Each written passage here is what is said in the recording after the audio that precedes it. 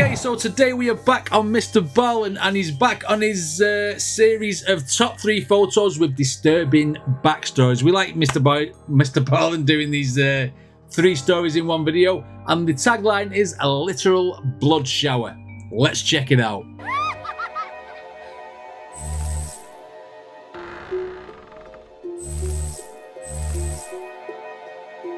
Right, okay, let's see why there is a literal blood shower in these 3 pictures. Let's go. Today, I'm going to share 3 progressively more disturbing stories, and at the end of each of them, I will share the photo that is famously associated with that story. Right. But before we get into those Like stories, button. if you're a fan of the strange, dark, and mysterious delivered in story format, then you've come to the right place, because that's all we do, and we upload once a week. So, if that's of interest to you, please offer to give the like button acupuncture, but then after you put in all the needles in their back and you stick the moxa to the end of the needles and you light those, just leave. Also, please subscribe to our channel and turn on all notifications so you don't miss any of our weekly uploads. Okay, let's get into Today's story. A crush on a cruise. Let's go. Just after 6 p.m. on December 27th, 2015, a woman named Sarah Robinson was getting ready inside of her cabin on the 7th floor of a massive cruise ship. She and her boyfriend were going to dinner that night with Sarah's parents in one of the restaurants on board the ship. Right. And in fact, this entire trip, this whole vacation, was actually a big gift from Sarah's parents to Sarah and her boyfriend. And so far, the trip had been totally amazing. I mean, all 4 of them, Sarah, her boyfriend, and Sarah's parents, had got to go swimming and drink great drinks and have great food, and it was just like a total dream. But now they only had 1 night left, tonight, and they wanted to make the most of it. And their plan was to go to the big buffet that the ship offered and just totally indulge on the amazing food and just have some laughs, share stories, and then the next day they'd wake up in the Florida port that they left from, and the trip would be over. But for now, they had this 1 dinner left. And so, after Sarah and her boyfriend were all ready, they left their cabin and they met Sarah's parents out in the hallway, and then Sarah led the way towards the stairwell that would bring them up to the 10th floor where the restaurant was that they were going to. Once they reached the 10th floor, Sarah could see right in front of her the entrance to this restaurant. And so she, her boyfriend, and her parents, all behind her, began walking towards the restaurant. And to get there, they would have to walk past this sort of lobby right in front of the restaurant, where there was this elevator bank that would go down to the lobby and all the other floors. And first of all, right, what's going on with the decoration here? We've got like a mirrored ceiling, a hideous, whatever, 80s disco-themed neon S that's backwards on the wall, and this really, really rubbish carpet on the floor, and brown sides for the who designed this? This whole thing is messing with my chakras. The restaurant, where there was this elevator bank that would go down to the lobby and all the other floors. And so, Sarah and her family, they walked past these elevators, and as they did, Sarah began to hear what sounded like rain hitting the outside of the ship.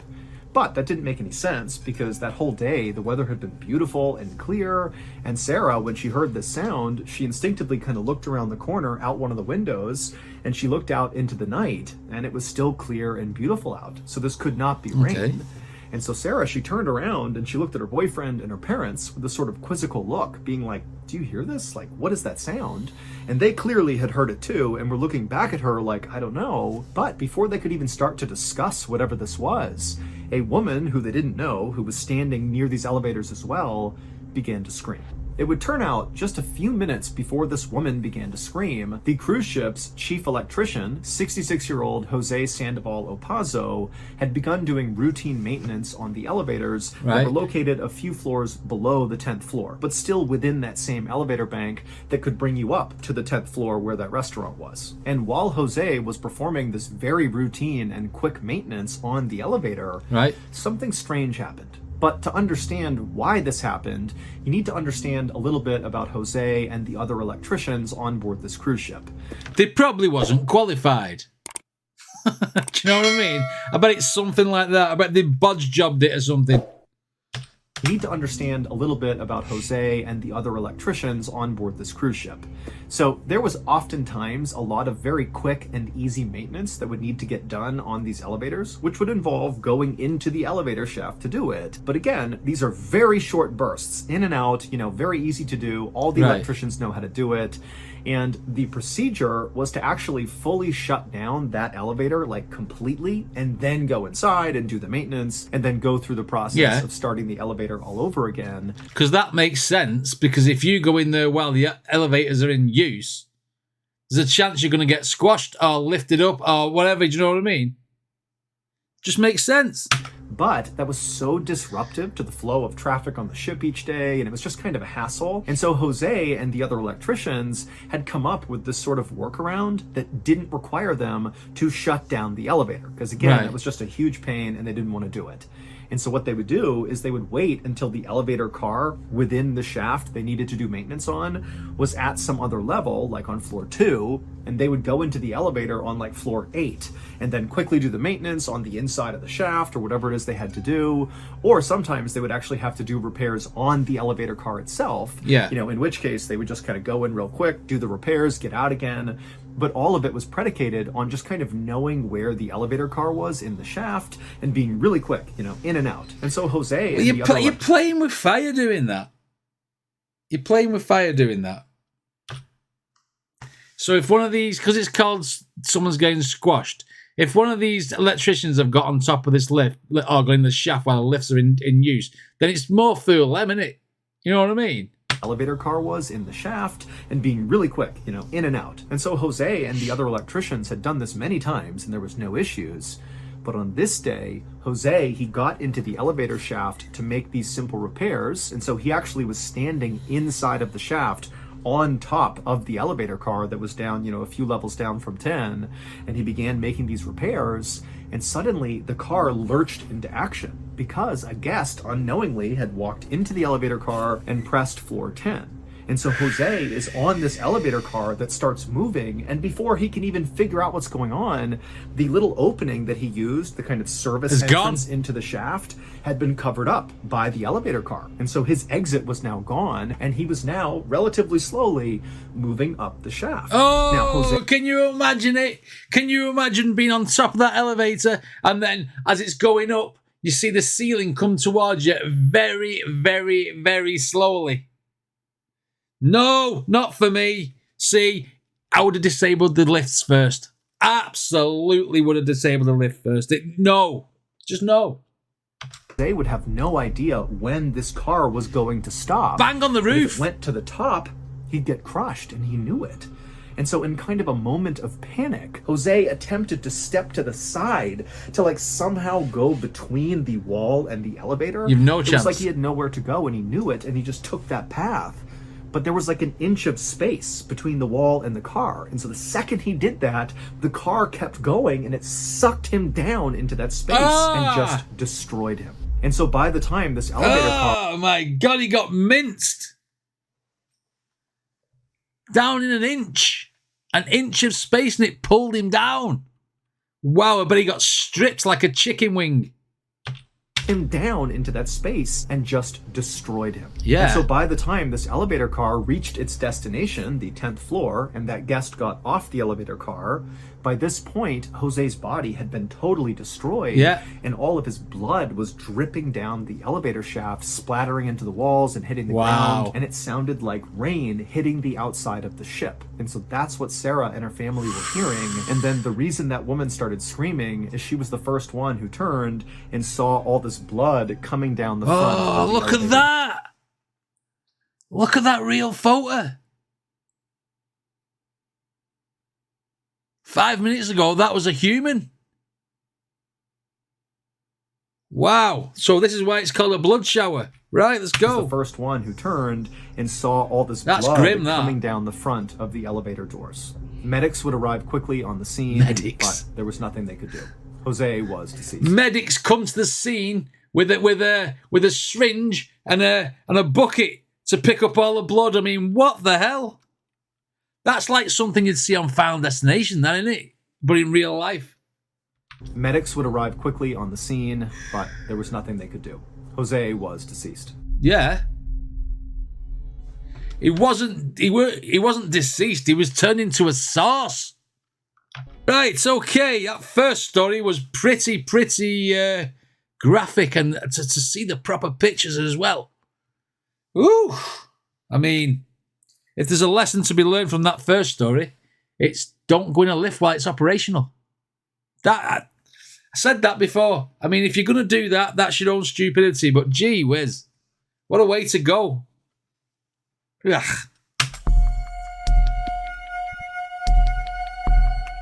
At around 2 p.m. on September 24th, 2017, wow, a 17-year-old college student named Sanjay climbed up onto this boulder that was right off to the side of this hiking trail that he was on. Sanjay was on a day trip with about 20 of his friends from college, right, and they were in this part of southern India that was really famous for its long, winding trails and all these boulders that kind of sat off to the side of the trails. And then at the end of these trails that are in this part of India is this beautiful ancient Hindu temple that a lot of people will go and take pictures in front of and go inside of. And so that was where Sanjay and his friends were ultimately headed, was this temple. And from the boulder that Sanjay had just climbed up on, he looked up the trail, and from his view now, which was now slightly higher, he could actually see just barely the top of this temple. And so he was really excited about going to see it, and he couldn't believe how close they were.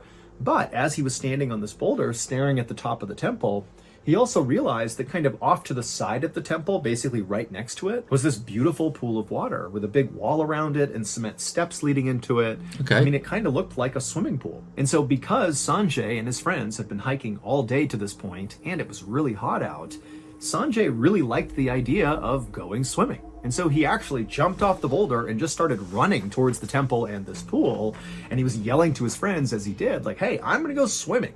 And so he ran, not to the temple, but to this random pool of water that was next to it. Okay. He got to the steps, and he immediately took off his shirt, and he pulled his phone out of his pocket, and he put it on the steps. And then he walked his way into the water and turned around, hoping to see his friends coming after him. And sure enough, all of his friends were smiling and laughing and running after him, ripping their shirts off, putting their phones down, and jumping in too. And so pretty soon, this very quiet, peaceful pool next to this temple was packed full of very rowdy and crazy college kids. Now, to be clear, this pool of water was not intended to be a swimming area.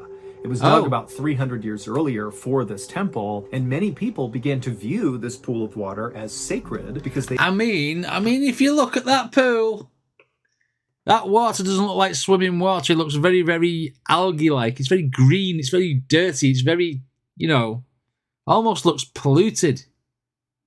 Okay. So it's sacred ground. That's not going to go down well with the natives. They're going to get shot in the pool, aren't they?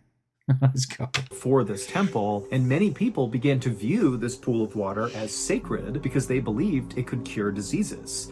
And so what Sanjay and his friends were doing was totally taboo and not allowed. But I can promise you, Sanjay and his friends did not care. They were having a great time. And in fact, Sanjay was having such a great time that when he turned around and looked back up the steps they'd all charged in on, he saw one of his friends, whose name was Vishwas, was standing up out of the water reading what looked like a plaque about this pool of water. And Sanjay hated the idea of one of their buddies not getting to experience this fun. And so Sanjay, a little out of pocket, yelled out to Vishwas, like, hey, stop reading that and get in the water. Let's go. What are you doing? Yeah. And Vishwas was obviously kind of embarrassed to be called out so publicly in front of the 19 other kids that were there. They're all looking up at him expectantly now, like, yeah, get in here, man. And Vishwas, he's like, okay, fine. And so he took off his shirt, put his phone down as well, and he got in the water with all of them. And very shortly after he did that, Sanjay kind of forgot about him and decided, hey, this would be a great time to take a photo of everybody here, memorialize this amazing trip. Okay. And so Sanjay, he waded over to the steps, he grabbed his phone, he came back towards the group, and, he's looking at this big rowdy crowd of his friends who were totally not paying attention to him.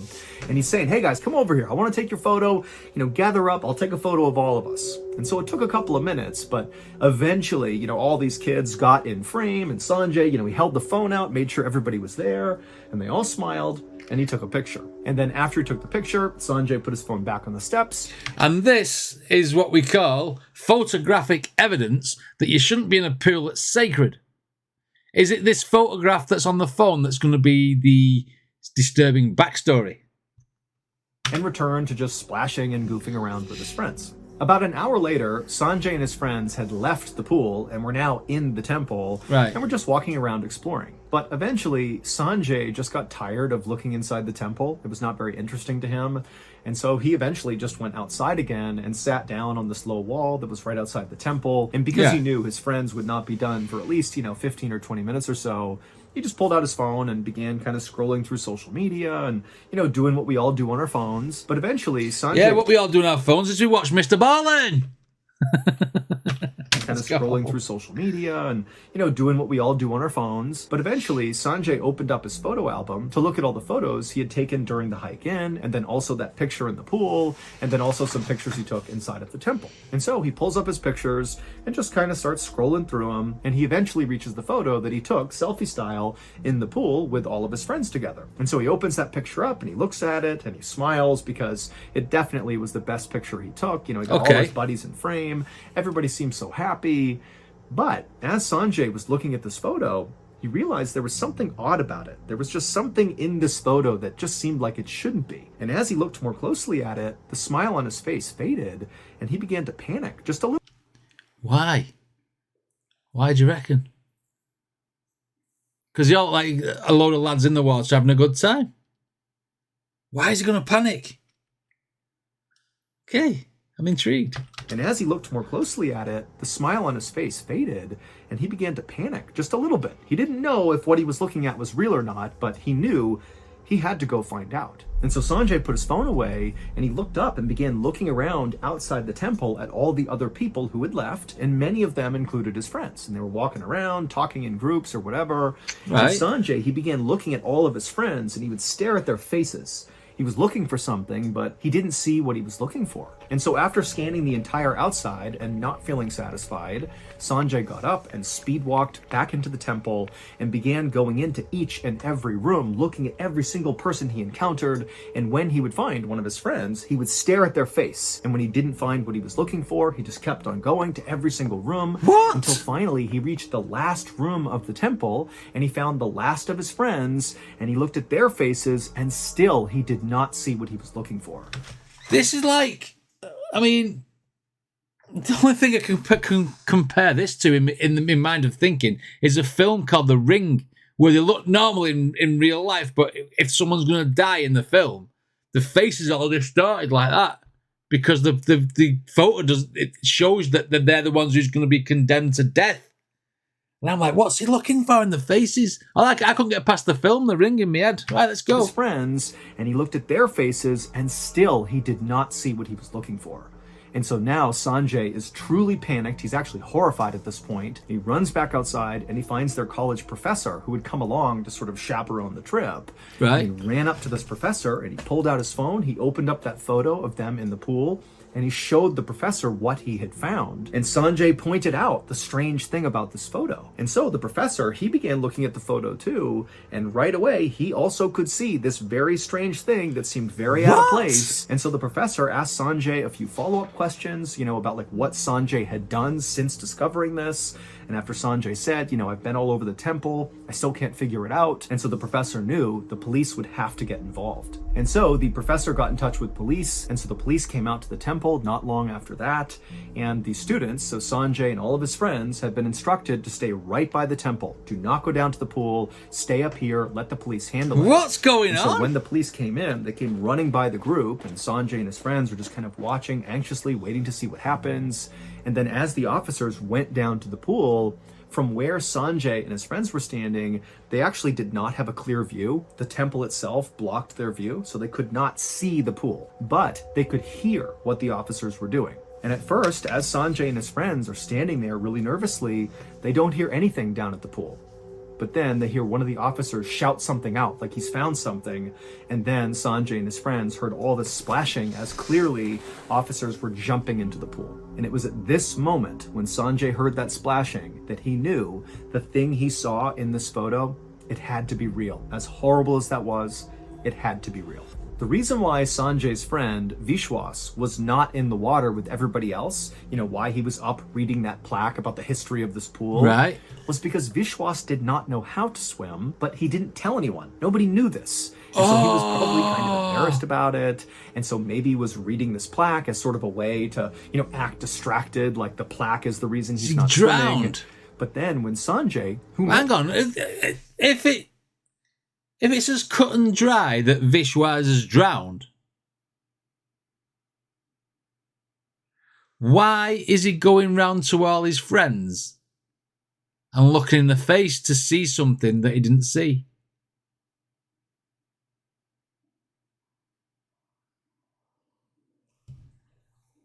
Okay, let's see what the rest of the story goes. Distracted, like the plaque is the reason he's not swimming.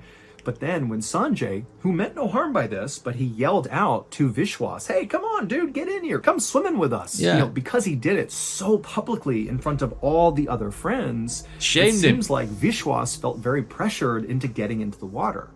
And that's what he did. Instead of telling anybody that he could not swim, he just kind of shrugged, took off his shirt, pulled his phone out of his pocket, put it on the ground, and waded into the water. And as soon as he did, the entire group just kind of went back to goofing around and splashing and being totally chaotic. And then when Sanjay was like, "Hey, let's take that photo," he really did manage to get all of his friends in frame somehow, except one of them was Vishwas, and you can only see the top of his head. It's because he was drowning in the background of that photo, just nobody knew it. And so obviously an hour later, when Sanjay's looking at this photo, he sees the top of Vishwas's head, and he's like, wait a minute, is he goofing around or is he drowning?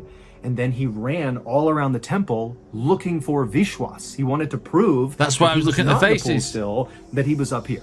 But then after searching the entire area and not finding Vishwas, he went to his professor, they called the police, and the discovery was made. And unfortunately, by the time police pulled Vishwas out of the water, he was already deceased. I mean, how bad would you feel shaming him to get in the water? But then again, somebody's pride like that, saying that, like, I don't want to tell these guys that I can't swim, knowing that it'd be life-threatening for you to get in the water because you can't swim, you would say, I would have put my own safety over my own pride and said, listen, guys, I can't swim, so I'm not getting in there. So shove it. Pride. Pride killed him.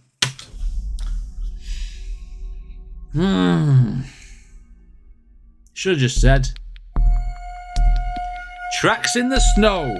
The last story. Late on the morning of June 27th, 1957, a 25-year-old Austrian mountain climber named Kurt Diemberger plunged his ice axe into the deep snow ahead of him and then used the axe to pull himself up and over a big ice clump. Kurt was totally physically and mentally exhausted by this point and only wanted to stop for like 2 seconds just to catch his breath. But he knew that was just not an option. Kurt and his climbing partner, a 32-year-old man named Herman Buell, were climbing one of the tallest mountains in the world, called Chogolisa, which is located in northern Pakistan. And they were doing this climb all alone. It was just those two, and they had virtually no safety equipment. Now, for reference, this was not normal. Anybody who climbed Chogolisa did so with Sherpas and guides and oxygen masks. I mean, this was a dangerous climb, and so serious measures had to be taken to ensure it was safe. But I think all climbs are dangerous, though, aren't they? I mean, I get the thrill of saying that I'm the person who climbed this mountain, I climbed that mountain, but then, you know what I mean? There's people who's done it in history before. Why do you want to go and do it? It's cold, it's treacherous, it's dangerous, it's, you know, it's... I don't know. I don't see what there is to gain by climbing a mountain. There's plenty to lose. Your life, your toes to frostbite, you know, you can end up with flesh-rotten diseases and stuff and what have you, you know. No. Not for me. Dangerous climb, and so serious measures had to be taken to ensure it was safe. But Kurt and Herman felt like, that takes all the fun out of mountain climbing. You know, there has to be, like real risk here for this to be worth doing. And also, critically, Kurt and Herman were well aware of the fact that if they successfully climbed Chogolisa with no safety equipment, so what they were planning to do, that would be a new world record because nobody had ever done that before on this mountain. All right, okay. So so the story goes, what they're going to do is actually you're going to get accoladed for something. I'm thinking, like, if you've climbed this mountain, like, and 20 million people have climbed it before you, then you're just risking your life for, like, no accolade or no recognition. But if they're going for a world record, I suppose that's the motivation. Right, okay, I understand. A new world record, because nobody had ever done that before on this mountain. And so that felt like a really cool reason to go for this. And when they began their journey a few days earlier, when they began the climb, it had still felt like a great idea because the weather forecast was perfect for the rest of the time they expected to be on the mountain. However, earlier that morning, Kurt had turned around to talk to Herman, and he noticed off to the south was a kind of ominous dark cloud making its way toward them. Now, obviously, when you're on the ground and you look up and you see a dark cloud, you think, okay, it's going to rain. It might storm, or it's actively storming. You know, maybe it's rain, maybe it's snow, but, you know, it's probably not a big deal unless it's like a tsunami or a hurricane or something. But dark clouds are just not really a big deal. No. But when you are 4 miles up one of the most treacherous mountains in the world, you got no other people with you, you got no safety equipment, and you see a dark cloud coming your way, that's terrifying. Yeah. Because storms have been killing mountain climbers basically for as long as mountain climbing has been a thing. And so when Kurt and Herman saw this cloud, even though the weather forecast had been good, they knew that there was a real chance a storm was going to hit them before they reached the summit. And if you're in a mountain top that pokes through the clouds, and this storm that comes is one that has lightning in it, you're going to get electrocuted. You're going to get cooked. Knew that there was a real chance a storm was going to hit them before they reached the summit. And so they had to make a choice. Abort the mission now, go back to camp, and potentially give up on this climb altogether, thereby not getting the world record. Yeah. Or they could risk it and just try to speed their way up to the summit before the storm arrived. And because Kurt and Herman were actually within about 1,000 feet to the summit when Kurt noticed this dark cloud, they decided, you know what, let's just risk it. Just go get for up it. There to the summit, get this thing done before this cloud ever gets to us. I mean, 1,000 feet is, you know, it's not that far on land, but climbing, it's a long way, isn't it? You know what I mean? Right, okay. Hey, egos. Risk it. We can get up there to the summit, get this thing done before this cloud ever gets to us. And so that was the decision they made. And it was also why Kurt and Herman knew there was no way they could slow down even for a second. Because basically, this was a sprint to the top. And if they slowed down, they might die. And so, panting and exhausted with the wind whipping up like mad, Kurt and Herman just kept moving up that mountain as fast as they possibly could. But when not a real photo from Chogolisa.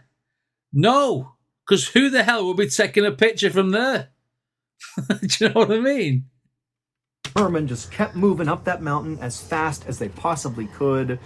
But when they got about maybe 500 feet away from the summit, so they're really close at this point, BALLEN. something changed. As Kurt was about to bring his axe back down into the snow to, pull himself up one more step, he suddenly realized he couldn't see the mountain in front of him. Like there was nothing. It was just pure white all around him. He couldn't even see the sky. It was like he was just in this void all in the cloud. And the reason for this is because that dark cloud had caught up to them. They were literally inside of the cloud. That's why they couldn't see anything. And so from behind Kurt, even though he can't see anything, he could hear Herman desperately screaming up to him, "Hey, we got to turn around right now." And Kurt obviously knew, it's too late. We are not going to make the summit. We got to go. Kurt knew Herman was right. I mean, this is an absolute crisis. If the storm that's basically brewing all around them didn't kill them, certainly the result of the storm would. I mean, all the snow that's going to land is going to fill in their tracks, and it would be nearly impossible to find your way back down again. Yeah. And so this was like, we totally miscalculated.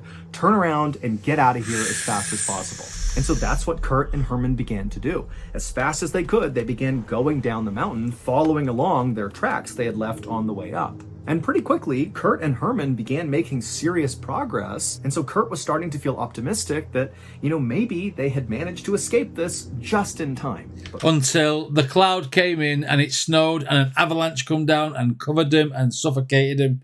That's my prediction.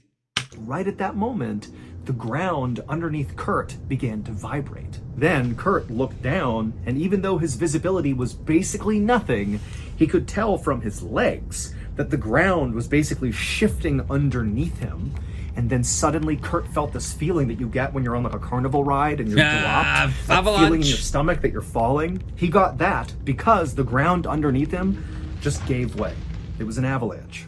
And so in absolute desperation, Kurt, who knows he's about to be sucked into an avalanche, he just jumped like as far away from the mountain as he possibly could. Oh, no, don't tell me he was facing the wrong way and he jumped off the mountain.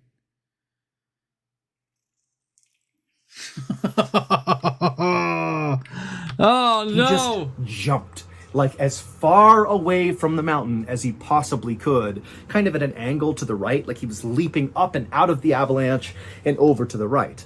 But you got to remember, he's on this really steep slope. This is not like jumping on flat ground where you jump up and just return to where you jumped from. He's on a slope.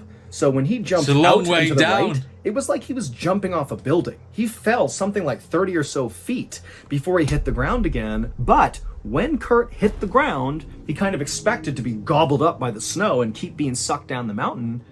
But he wasn't. He hit the ground and didn't move. Broke his legs. He kind of sat up and he looked around and he realized he had successfully jumped out of the avalanche. He had done it. He saved himself. Well done. And so he began looking around. You know, the visibility is still terrible, but it's a little bit better because now the avalanche has basically gone down the mountain. You know, the storm is kind of passing, and so the visibility is decent. And, you know, Kurt, he's looking around, screaming out for Herman. He doesn't see him. And then it's like suddenly the visibility just opened up, and Kurt was able to look to his left where the avalanche had gone. And as he was looking, he saw what looked impossible. Basically, the land where they had been walking down this mountain was gone. It was like the avalanche had removed that part of the mountain. And so... he's broke the mountain, and Herman's gone down however many feet. And this mountain was gone. It was like the avalanche had removed that part of the mountain. And so Kurt is basically laying in the snow on the edge of a new cliff where the avalanche had basically broken away the mountain. And so he's looking into this crevasse where the avalanche went and thinking, I can't believe how lucky I am, but I got to go find Herman. And so Kurt stands up, and he's pretty battered from this 30-foot fall, but he's got adrenaline pumping through him, so he feels pretty good. Right. And he scrambles his way 30 feet back up the mountain to this ridgeline where he originally jumped out of the avalanche, you know, hoping when he got up there that he might find some sign of where Herman you better went look to, south. they were pretty close together when the avalanche started. But when he got up there was no sign of Herman, and, you know, he turned around and looked back down the mountain, and he couldn't see Herman anywhere.